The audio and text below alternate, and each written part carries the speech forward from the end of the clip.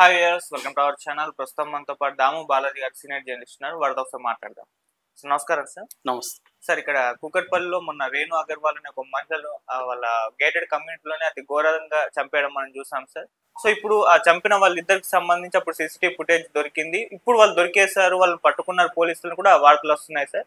మరి ఎలా పట్టుకున్నారు, పట్టుకున్న తర్వాత వాళ్ళు ఇప్పుడు ఏం చెప్తున్నారు, మరి పోలీసులకు సంబంధించి ఎంక్వైరీ ఏ విధంగా జరుగుతుంది, దీని వెనకాల పెద్ద ముఠా ఉందన్న వార్త కూడా వస్తుంది సార్. మరి ఎవరు వాళ్ళు, దీనికి సంబంధించి ఎటువంటి ఇన్ఫర్మేషన్ దొరికింది సార్? ముందుగా అసలు హత్య అంటే ఎవరు, వీళ్ళు ఎలా చనిపోయింది, తర్వాత చంపింది ఎవరు, చంపిన వాళ్ళని పోలీసులు ఎలా పట్టుకోగలిగారు, ఈ విషయాలు మాట్లాడుకున్నాం. వీళ్ళది వచ్చి సాన్వి లేక్ అపార్ట్మెంట్స్. ఇది కూకట్పల్లిలో ఉంటుంది.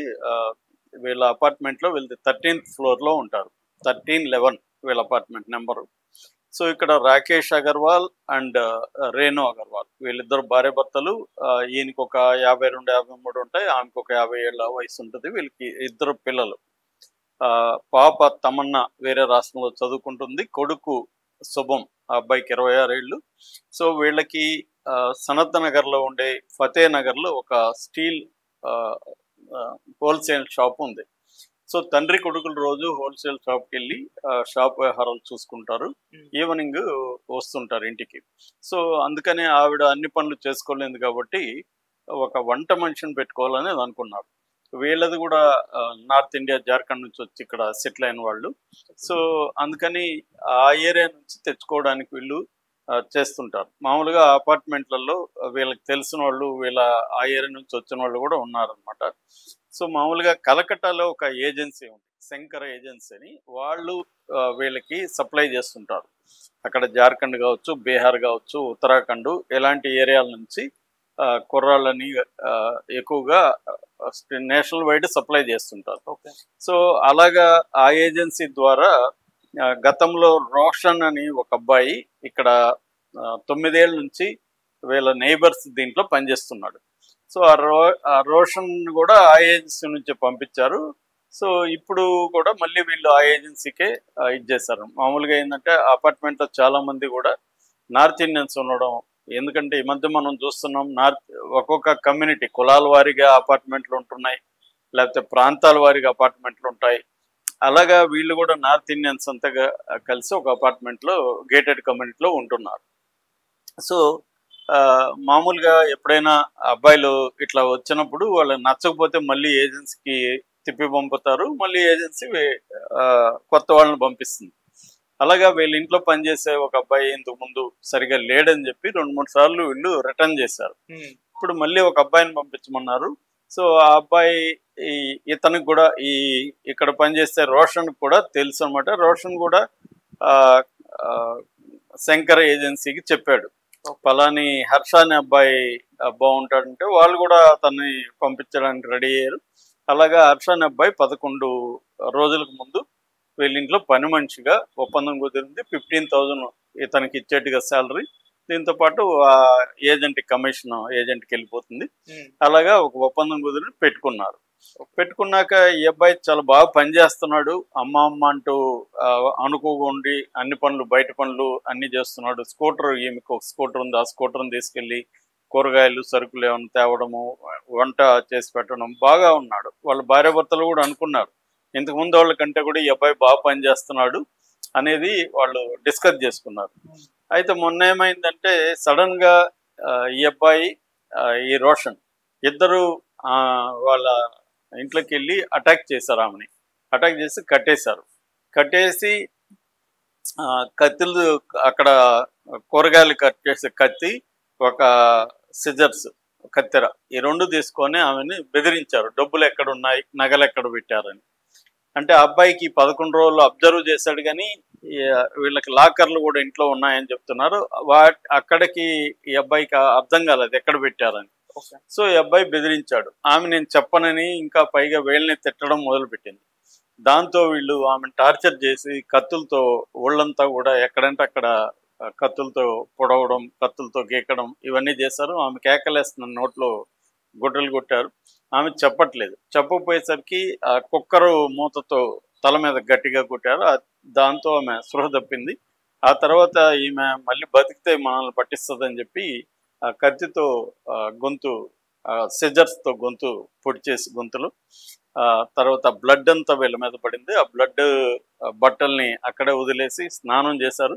ఈ అబ్బాయి వీళ్ళ కొడుకు బట్టలు ఉన్నాయి, ఆ కొడుకు బట్టల్ని ఇద్దరు వేసుకున్నారు. ఆమె మీద ఒంటి మీద ఒక 9 తులాల బంగారం అని చెప్తున్నారు. ఆ 9 తులాల బంగారు తీసుకున్నారు. ఇంట్లో వీళ్ళు జనరల్గా ఏంటంటే క్యాష్ పెట్టే అలవాటు లేదు వీళ్ళకి.